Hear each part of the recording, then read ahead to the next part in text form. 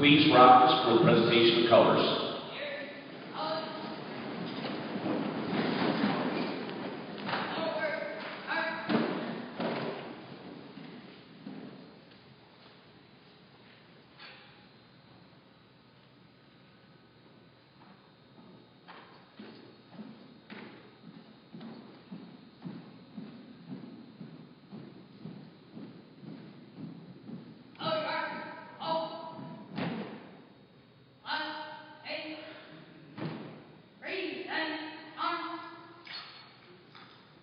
Please say with me the Pledge of Allegiance. I pledge allegiance to the flag of the United States of America and to the republic for which it stands, one nation, under God, indivisible, with liberty and justice for all. Order, arm, ready, face, forward, march.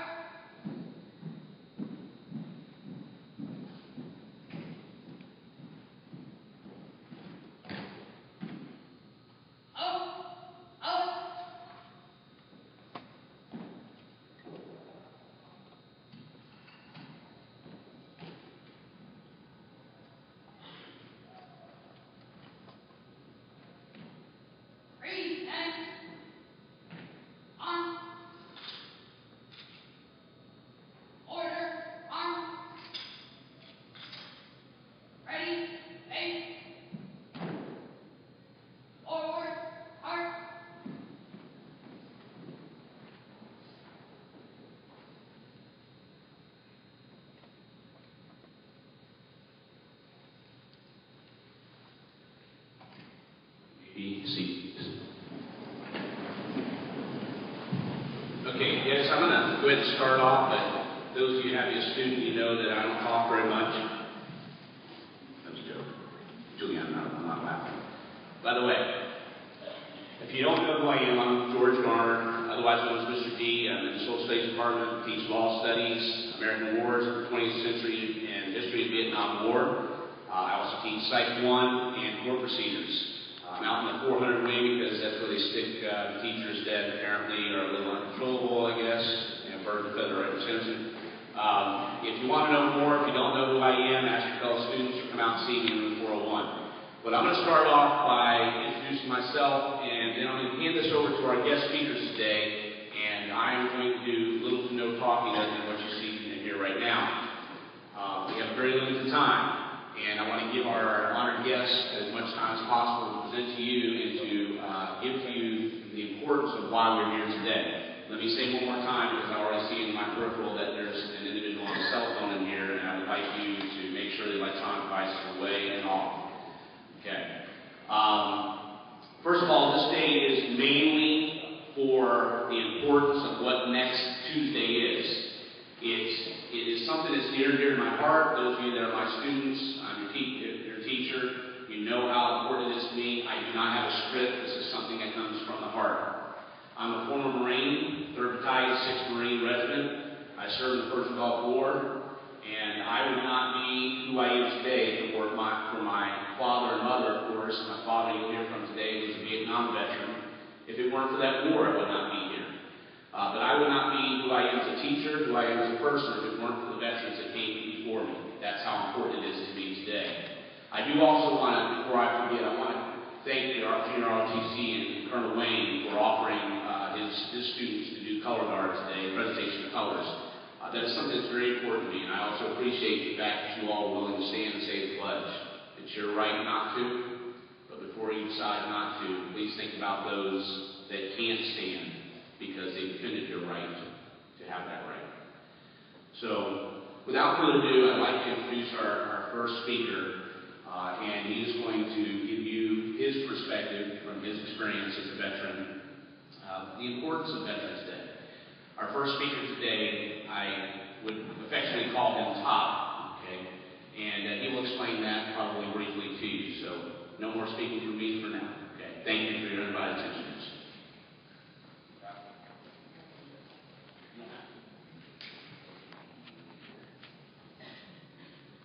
Everybody hear me? I hope you can.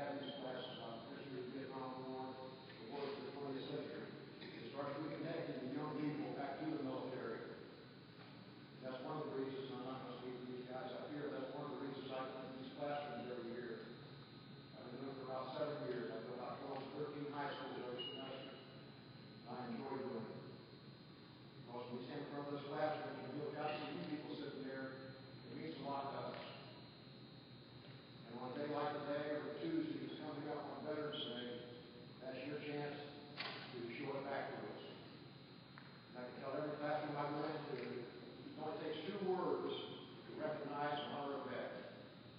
And those 2 words are thank you. You'd be amazed how it makes a person feel. Having said that, appreciate your time and your coming. Next man.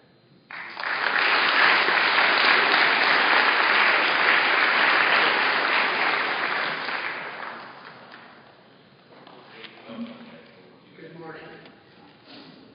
And if any of you take a Vietnam class, you gentlemen on the ambulance and ball cap, you better wear high-top boots around him. Because he's full of, you know what. I'm old, but I am not World War II. Thank you, Mr. Rambo. We've been harassing each other for over 15 years. No, my name is Charles Orgel, but I grew up in Bud. I graduated high school in a town outside of Baltimore, Maryland in 1958. Say, I am that old, almost. But that's the one thing I push to, along with a lot of the other people up here in this education. Get that diploma, because without it anymore, you're not going to go too far. But 6 months out of high school, I enlisted in the United States Air Force, and I stayed there active duty for 23 years. I retired out of McDill in 1981. But I also did a little tour in this nice, warm, sunny spot called the Mekong Delta in South Vietnam. During the Tet Offensive of 1968 and 69. But I'm going to read you something that a buddy of mine sent me.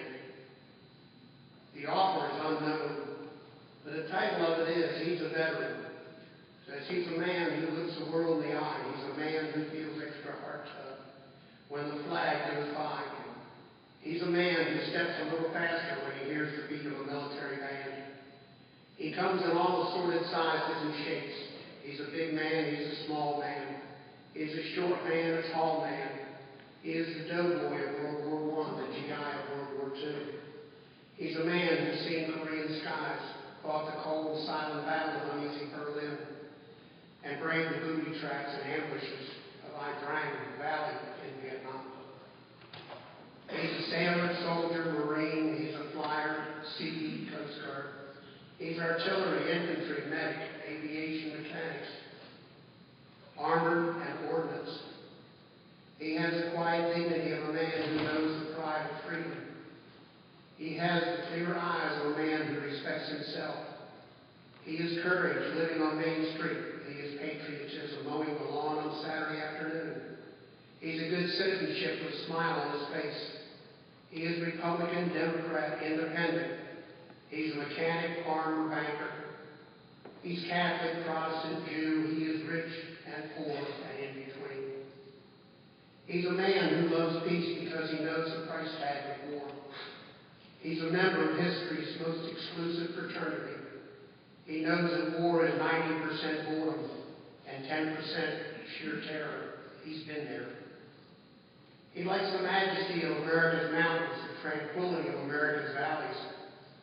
He likes the bustle of American cities and the friendliness of America's main streets. He likes the sound of American children playing on the American playgrounds.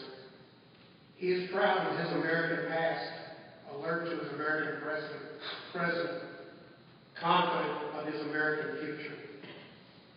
He has bivouacked at Valley Forge, charged the hill at Gettysburg, stormed the sands at Guadalcanal, swarmed ashore at Omaha Beach, advanced on Fort Chopville, and fought in the bunker complex of War Zone Z in Southeast Asia. He parachuted into Grenada.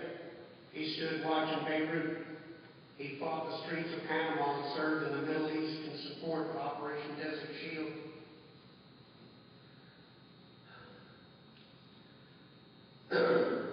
He is a first-class fighting man with a quiet walk and sentimental grin. He's America's most honorable citizen. He's a veteran. And like Don said, we thank you for coming to this auditorium today.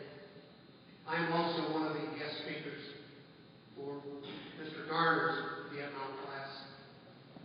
At the end of this semester in December, I've been doing this now for 12 years here in the Brandon area and partway in Tampa too. At one time I went to 14 high schools, but I slowly had to start cutting it down to about 7. So if there's Many of you that take his course this year anyway, you'll probably see me again because I am, in fact, December. I'll be in here 2 days in December, I don't have the date, to speak to you and show you a lot of pictures about my time in Vietnam. Thank you very much.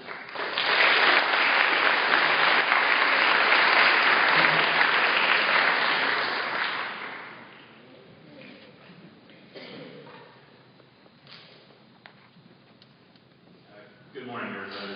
On behalf of the students, faculty, everybody here, thank you, Mr. Garner, for the invite. As you know, I may or may not know, I do have a personal connection. I have niece in the audience who will remain nameless, Jen Fight. So the other day when Mr. Garner asked me to give some words today, I was honored, of course. I'm honored to be in the presence of the colleagues and my brothers in arms over here. I don't quite go back as far as Vietnam. I don't say that in a derogatory way. I have a little different perspective. Mr. Garner asked me just to give my perspective on what it means to be in the military.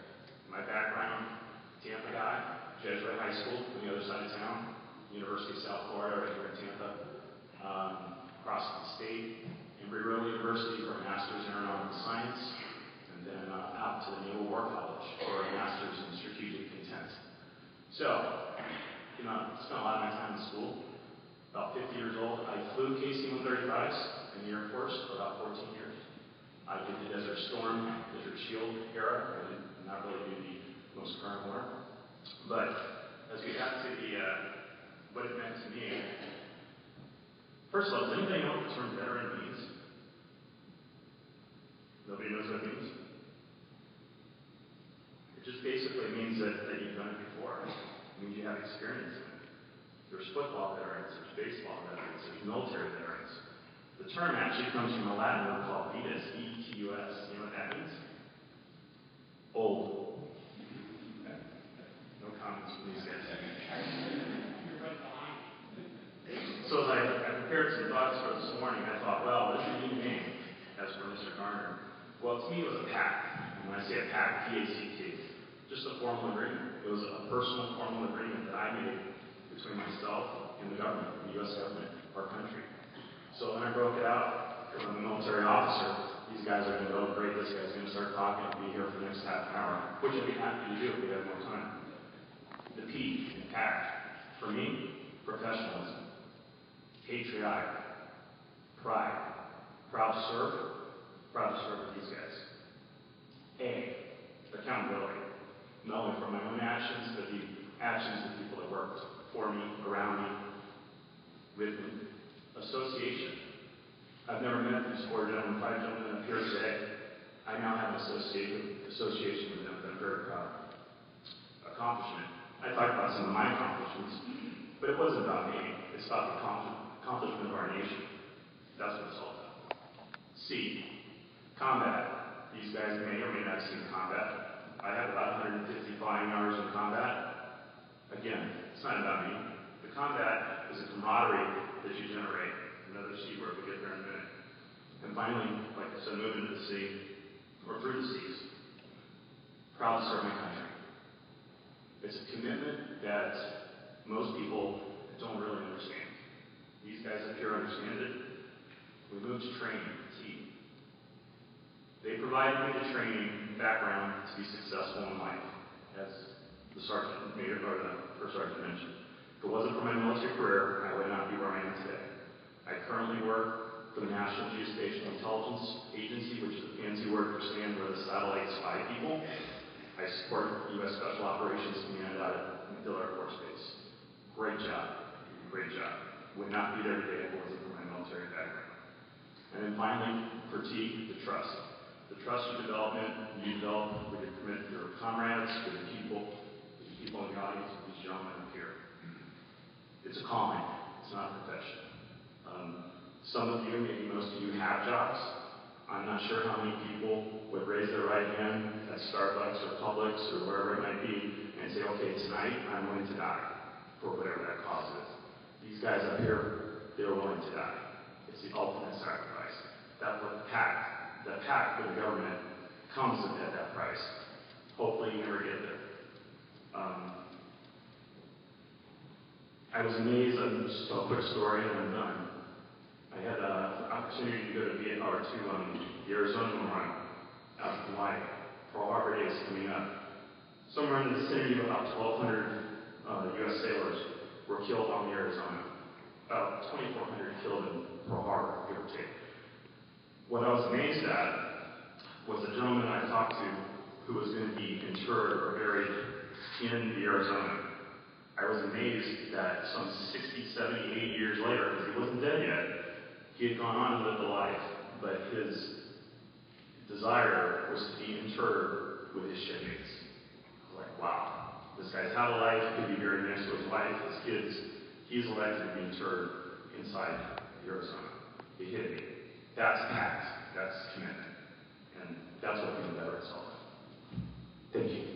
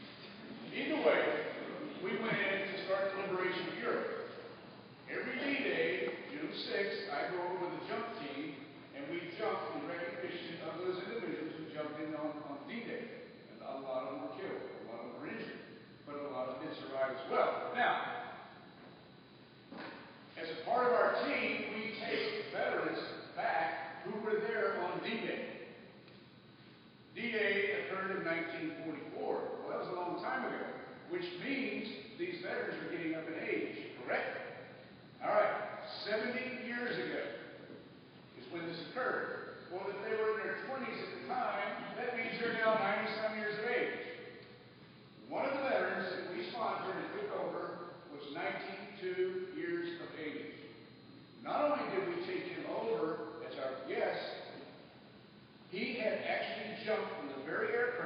that we jumped from as part of the reenactment.